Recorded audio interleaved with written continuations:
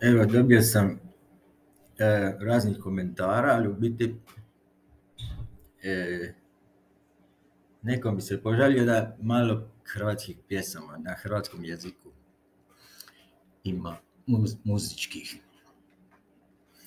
Pa sam odlučio napraviti još jednu, ne jedno, nego koliko god bude mogu njih, ali sad trenutno jednu. Ima i tu dosta na ovom drugom stroju za muziku, dosta kostura i tako nekih uradaka koje možemo obraditi, ali imam jednu zanimljivu, eto tako, meni se svidjela. Ima dobar tempo i nekako je malo luda. Eto, mogu vam i samo pročitati tekst, a mogu malo i vidjeti koji je to ritam.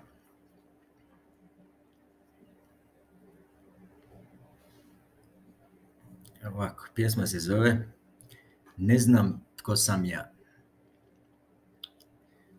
I ne znam ni sam, ne znam ko sam ja, u očima magli mi se glava otpada. Uporan ko vol, tražim nekog svog, našao sam se na tom mjestu, pretučeni gol. Netko mi je dao hlače, a netko stari sako. Lutam i skitam da saznam bilo što. I onda ide refren.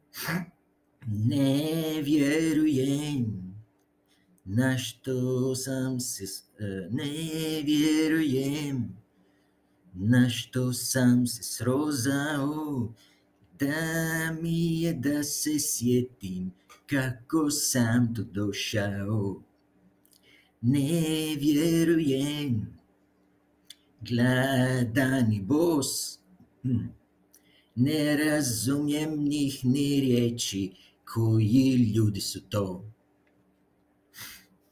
Onda, nakon refrena ide dalje. Proklet da sam bio i moji drugovi, znao sam da nisam smio s njima mutiti. Kako da nađem nekom da mi pomogne, kad svi se drže dalje od mene.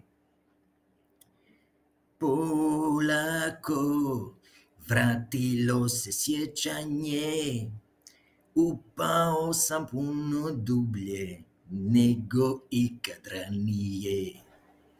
I onda sad opet ide refren. Ne vjerujem u što sam upao, malo drugačiji. U što sam upao, da mi je... Tu mora nešto izmijeniti, jer ako već došao do sjećanja, onda ne može više ne znati kako je tu došao. Ne vjerujem na što sam se srozao, ne vjerujem kako sam tu došao, da mi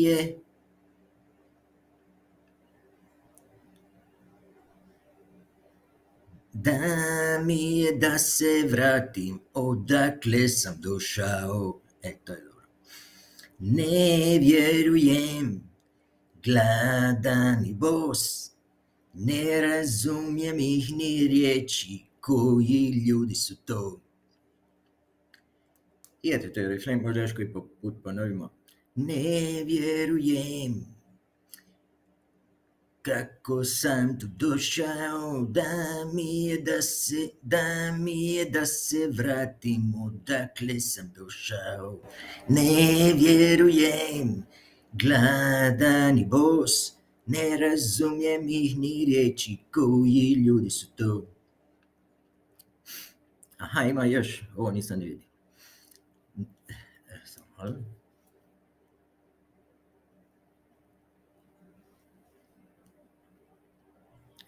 Ovo nisam ne vidio. Ne vjerujem, ostani tu. Ne vjerujem, ostani tu. Ostani sa mnom, bit će ti puno bolje nego s nekom drugom. Priznaj mi da smo mi najbolji par ikad u svečanoj odori. Ne, nije, ovo je neka druga. Ovo je neka druga pjesma, nije to to. Drago mi je da smo se upoznali. I sad ćemo vidjeti, možda da vam ja ovako čitam pjesme ili recitiram ili pjevušim, jer ih ima puno, jako puno. Ne znam koju bi izabrao za drugu, za treću, sve mi se sviđaju, bar meni. Ići ćemo po redu, nema veze. Onda imam knjigu, jedan akcijski ljubavni thriller, tako nešto. Zove se Djevojka iz susjedstva. To je dakle roman koji nadam se da će vam se svidjeti. Ljudi koji su ga čitali su dali izvrsne kritike, da je jako dobar, da je zanimljiv, da nisu mogli prestati čitati. Dobro, to su sve možda neke, pošto su to ljudi koji znam, pa možda nisu svi bili iskreni, ali eto, vjerujem da jesu. Pa ćemo tako tu knjigu isto, ili ću je objaviti u izdanju kao e-book, ili ću vam je pročitati u par navrata. Ili ćemo šta želite, šta je bolje. Da napravim e-book da možete listati, čitati, ili da vam je ja čitam pa da to bude malo nekako ugodnije i tako. Znači, eto, subscribe-ajte se, lajkajte, znate da je to sve besplatno, a meni puno znači, tako da ako vam se sviđa, pretplatite se na kanal, tako da uvijek budete obavješteni šta će dalje biti. A biti će, vjerujte mi, jako puno. I pjesme, i muzike, i poetry, i proze, i svega. Knjige. Imamo već dosta toga napravljeno, napisano, što treba tek objaviti, a i dalje radim nove, tako da mislim da vam neće biti dosadno samo. Ok, imam još jednu priču, u biti, priču po istinitom događaju koju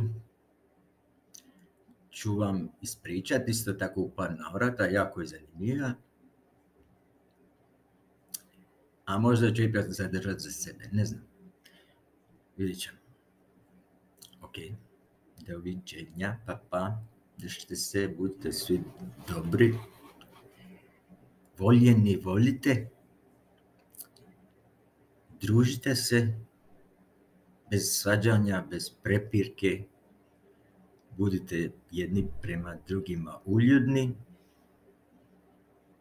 Svako ima savjest, svatko zna što bi trebao, kako bi trebao. Znači, ne treba ništa nikome objašnjavati. Svaki ima u glavi priručnik za